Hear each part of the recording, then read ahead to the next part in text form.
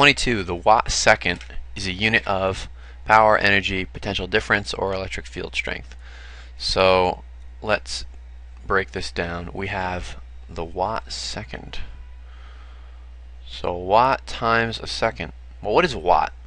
A watt is really a joule per second. Joule per second times seconds.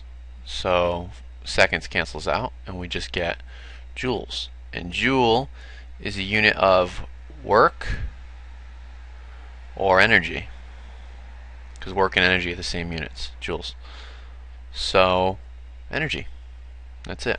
Let's take a minute and just go over some of the units, because I think students often forget this. So I know you have an equation sheet and you can figure a lot of this stuff out on the fly, but it's good to have a solid foundation on units. So let's go back to F equals ma. So what are the units of force? Well, the units of force are the Newton. And the Newton is really made up of mass, which is kilograms, and acceleration, which is meters per second squared. So a Newton really is kilogram meters per second squared. Now what about a joule? Well, work or energy, but I'll use work here, but remember that work and energy are one and the same, they both have units of joules, is found by finding a force over a distance. Well, that's a joule, but a joule really is a Newton times a meter, a Newton meter.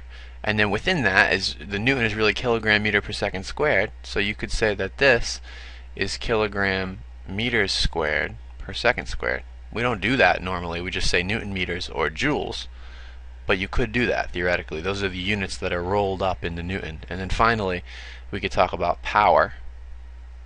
Power is, well, electrical power we would do IV, but in kinematics or work and energy calculations we would say it's the energy used per unit time.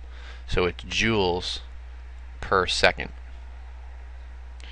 And now that we know what's really rolled up in the joule, we could say that this is Newton meters per second, and then we could take that even a step further and say that that's kilogram meters cubed per second. Actually, meters squared, right? We didn't get an extra meter out of that. Per seconds cubed. And again, we wouldn't normally do that. We would pretty much stick to joules.